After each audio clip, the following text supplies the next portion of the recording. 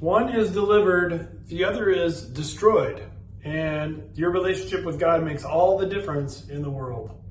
Our Old Testament gem for today is from the prophet Nahum. And Nahum is interesting in that the prophet message that he gave, the prophecy, was not directed towards believers. It was actually directed towards unbelievers, the nation of Assyria, the people of the city of Nineveh, who were the most powerful people in the world at the time. However, they were godless, they were vicious, they were cruel, and I suppose I could go on and on with the plotting and the evil and the joy they had in trouncing other nations. As cruel as possible was their methods and way of doing things.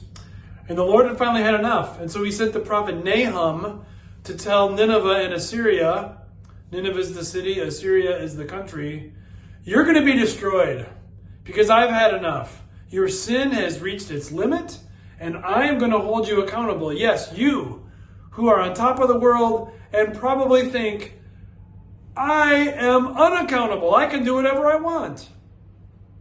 And the Lord wanted Nahum and his message for the Ninevites and Assyrians to be heard by the Israelites, the believers. And so we today are kind of overhearing that message of judgment for the enemies of God also, and we are comforted as we see that he will deliver us. But you can never forget that while one is delivered, another is destroyed, and it all depends on your relationship with God. Listen to this verse from Nahum, and I think you'll see what I mean. Nahum chapter 1, verse 7 and 8. The Lord is good, a refuge in times of trouble.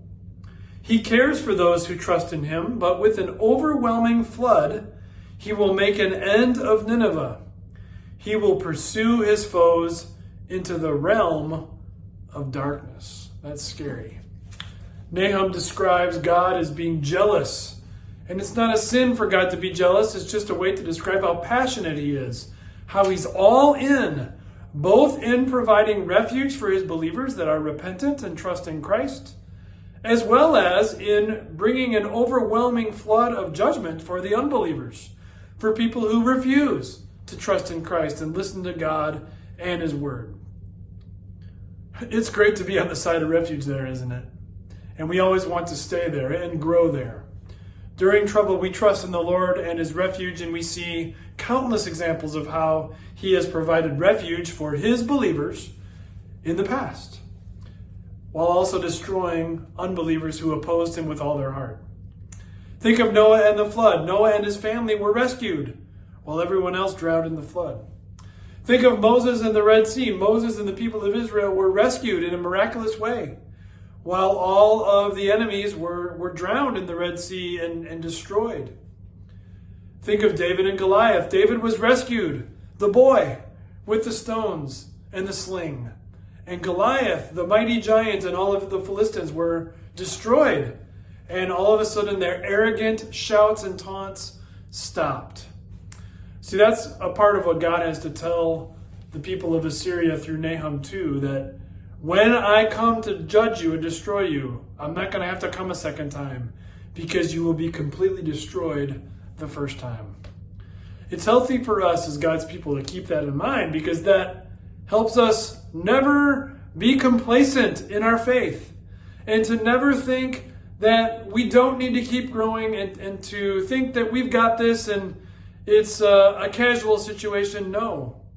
We want to always hold fast to our hearts and keep it alive in our souls, that the Lord is a refuge for us in times of trouble, and he cares for us in times of trouble, because finally, trouble is coming whether you want it to or not. And times of trouble and duress and unsettled things are always going to be around. We can't just helicopter over it and get a pass.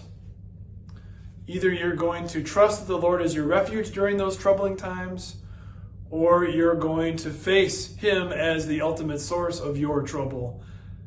We don't want that. So hold close to Jesus and his word. Trust in his forgiveness above all things, and rejoice that the Lord is always your refuge, All other ground is sinking sand.